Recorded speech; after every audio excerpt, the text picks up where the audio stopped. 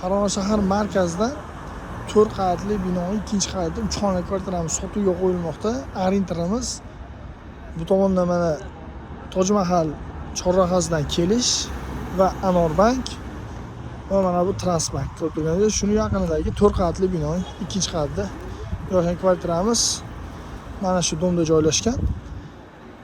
Xo'p, kirib sizlar bilan hozir uyimizni qisqacha obzor bilan tanishib chiqamiz. Farg'ona shahar markazi Transbank shunaqqina yaqinida 4 qavatli binoning ikkinchi qavatida 115 kvadratdan iborat kvartiramiz narxini videoning oxirida aytib o'tamiz.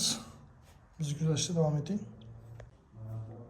Kirishimiz ro'parada mehmonxona, zal, ya'ni kattalar uchun yotoqxona va bu tomonda kichkinalar uchun yotoqxona va bu tomonda sanuzel joylashgan.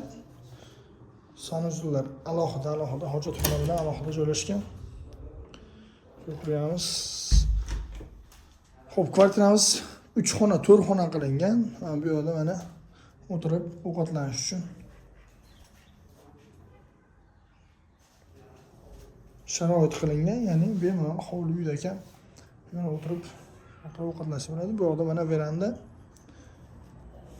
6 metr verandaga ega akfaromlar bilan jihozlangan va duxkonturli отоплениялар o'rnatilgan kvartiramizda. Kvartiramiz ayrim jihozlari bilan sotiladi. Va bu tomonda mana zal qismimiz. Bu yoqda mana kattalar uchun yotoqxona.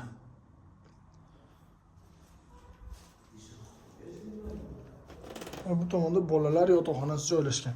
Kvartiramiz ko'rib turganingizdek juda ham keng, xonalari katta-katta.